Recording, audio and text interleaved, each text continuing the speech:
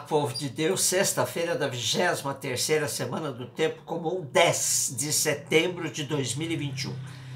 Nossa reflexão de hoje é a partir da primeira carta de São Paulo a Timóteo 1, versículos 1 a 2 e 12 a 14, e de Lucas 6, 39 a 42.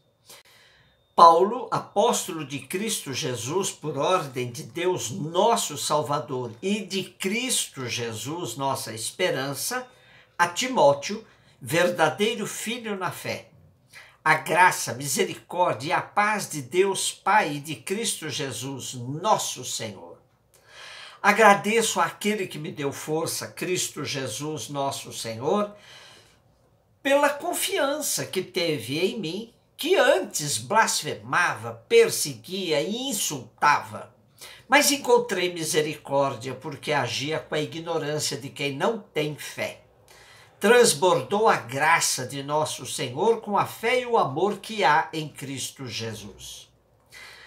As duas cartas a Timóteo e a carta a Tito, desde o século XVIII, são chamadas de cartas pastorais, porque dirigem orientações a pastores ou líderes de comunidades. Nestas cartas aparece uma preocupação com a organização interna das comunidades, mais do que com a missão. As lideranças devem ter qualidades especiais. A fé já é aí entendida como sã doutrina. A piedade é expressão da fé, o culto é mais regulado e deve haver um forte combate às falsas doutrinas. Timóteo foi um colaborador direto de Paulo. Ele tinha pai grego, mãe judeu-cristã e precisou ser circuncidado pelo próprio Paulo.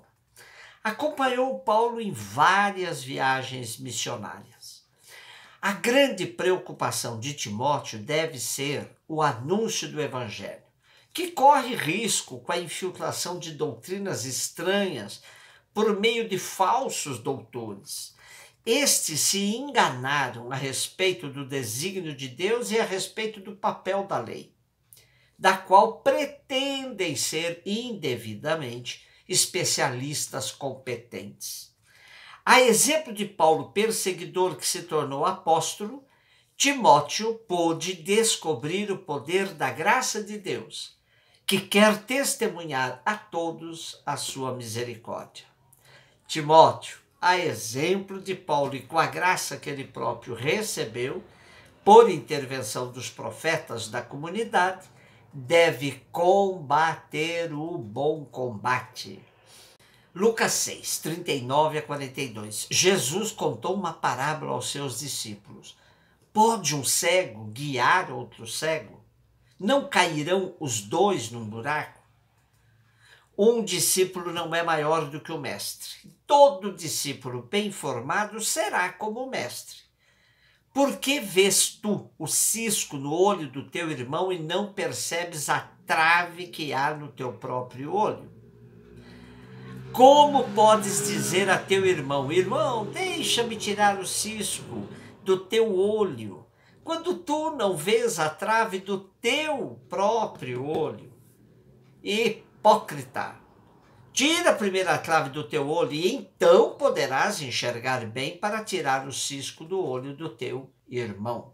No esquema geral do Evangelho de Lucas, o capítulo 6 faz parte daquela secção que vai até o capítulo 9 de pregação de Jesus na Galiléia.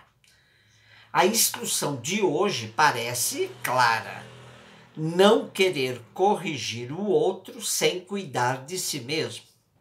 Como evitar que sejamos cegos guiando outros cegos? O Papa Francisco, na sua primeira encíclica Lumen Fidei, escrita a 4 mãos, pois o Papa Bento já a tinha deixado encaminhada quando renunciou, associa a capacidade de ver, de enxergar, ao exercício de vivermos sob a luz da fé. Ele diz: urge recuperar o caráter de luz que é próprio da fé, pois quando a sua chama se apaga, todas as outras luzes acabam também por perder o seu vigor. Nessa perspectiva, os crentes temos uma contribuição única para iluminar os caminhos da humanidade, evitando que ela caia no buraco. Para que nossa fé possa iluminar a trajetória dos homens e mulheres de hoje, precisamos dar um salto qualitativo ao nosso fato de crer. Precisamos passar da nossa fé em Jesus para termos a fé de Jesus.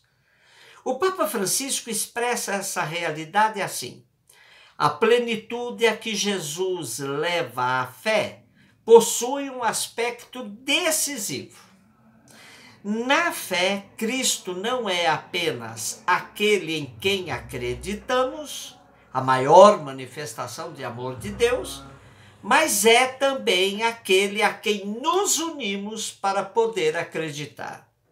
A fé não só olha para Jesus, mas olha também a partir da perspectiva de Jesus e com os seus olhos. É uma participação no seu modo de ver. Num ambiente tão hostil em que vivemos, onde o ódio se tornou uma virtude a ser cultivada, onde a desconfiança passou a pautar o relacionamento humano, precisamos da luz da fé em e de Jesus, que ilumina o caminho de todos os que buscam a Deus, abrindo possibilidade de um amplo diálogo que transcende confessionalismos fechados e excludentes. A luz da fé nos abre para todas as realidades, sobretudo de nossos irmãos e irmãs sofredores.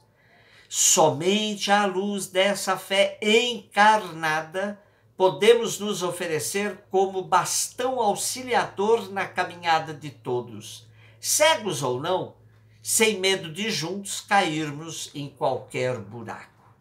Com esse atual governo do país, ou desgoverno, sentimos-nos como que sendo guiados por cegos, que nos conduzem aos mais diferentes buracos. O da inflação sem controle, das queimadas e desmatamentos exacerbados, do desemprego crescente e arrasador, do descaso com a saúde, ceifando milhares de vidas, da perseguição às minorias constituídas por pessoas de outras orientações sexuais, dos povos ribeirinhos e originários, buraco do isolamento mundial onde o país é visto como uma ameaça a todos os valores e direitos conquistados por longos anos. São inúmeros os buracos aos quais estamos sendo guiados por cegos pretensiosos de liderança, de poder. O pior é que a cegueira vai se transformando numa epidemia, onde uma parte da população troca a sua fé, na verdade, pela crença em teses obscuras. Coloquemos os olhos da fé e enxerguemos a realidade com destemor, exercitando nossa capacidade de resistência e de resiliência. Lembremos-nos de que Jesus e os seus não viveram em tempos muito melhores do que os atuais, e ainda assim nos deixaram caminhas e pistas de superação. Evitemos a todo custo ser cegos guiando outros cegos. Um beijo no seu coração.